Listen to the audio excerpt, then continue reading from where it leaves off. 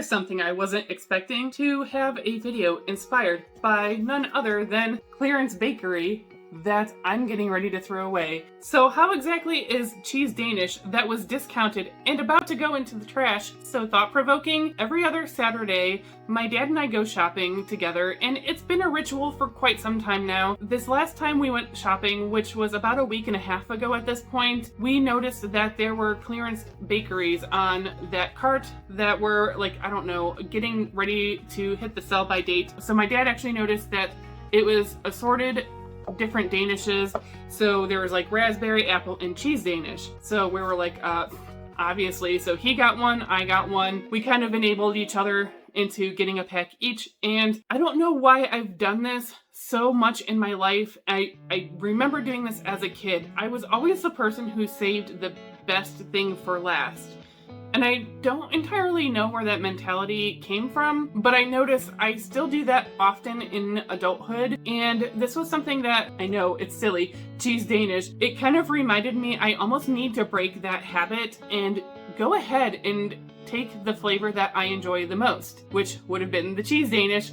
But of course, I was saving those for last, and then I forgot about them, and now they're beyond edible and harder than a rock. So they are going in the trash, even though they are my favorite flavor. And of course, the other two flavors were delicious, but not the same as my coveted cheese Danish. And that makes me think about all of the things that we always try to save for special occasions. For some people, it's china. For some people, it's the good silverware, glassware, whatever it is.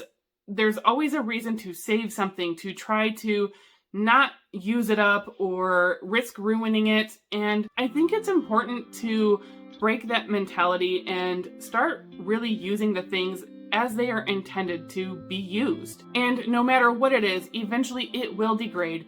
It's going to outlive us possibly and eventually degrade or get broken. Things are going to happen. They are going to end up in landfills or end up getting to a point where it's not usable anymore, and it's just trash or compost, or something's disintegrated into dust like a fabric or something like that that's just becomes unusable, all because we wanted to be so precious with it that we didn't end up enjoying it. And you could say there is enjoyment in preserving something and in just looking at something, but it's not the same as using it for how it was intended. If you want to think of it this way, whether you want to draw from what your career is or what you think God's purpose is for you, at the end of the day, we're not totally fulfilled if we're not doing the things that really bring us joy and really bring us that sense of belonging and purpose in the world. And we're talking about us, not even inanimate objects. And so just use the things. I have told my dad before, I've made him things like crocheted or whatever, and I tell him, just use it, use it, use it. And he's like, well, no, I don't want to ruin it. But I'm like, but then I'll make you another one or something. It doesn't matter. And he passed down a crocheted blanket from, he wasn't sure if it was my aunt or my grandmother because they'd all gotten combined into a chest that he was keeping these.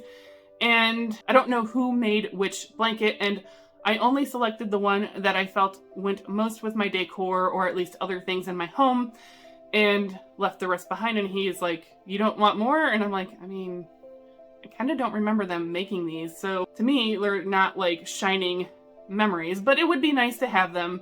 And so now he's even starting to realize, like, hey, you can only do so much with these things. And what's the sense in keeping them in a trunk all of the time? Of course, putting them in a trunk or storage ottoman during the off seasons, like, am I going to be laying under it in the summer? Typically, no, unless I'm really sick, which has happened. But in general, just use the stupid things. Okay, obviously, if it's something you truly love, your stuff is not stupid. You get the point that I was trying to make. And there is a way to display things and enjoy them and have that be the way that you enjoy them, is by having something on display in a manner that you can see it all of the time. My point is putting stuff in a box in the attic or the basement where it might flood, or out in the garage where mice might get to it, or, I mean, spending money on a storage unit to not even look at your things or enjoy them. That's just the huge disconnect. And obviously stuff that we use all the time, we can put in closets and store them away because we know we're actively using them and we'll go get them. But if you're just shoving it in there and then never ever enjoying it, I mean, what good does the item do then? So this is a quick one. Hopefully you found a little bit of inspiration in just use a thing. The special occasion is today, and that you're alive and you love and enjoy this thing, and just go ahead and use it. And what happens if it gets broken? Life goes on anyway. There are things I've lost along the way, throughout moves, whatever. And it sucks. I can still remember those items, but I still have their memory at least, and move on, because it might have gotten broken at a later date. Or I just never used it, so I never got to enjoy it anyway. As always, thank you so much for taking the time out to hang out with me, and I cannot wait to visit with you in the next one. Bye!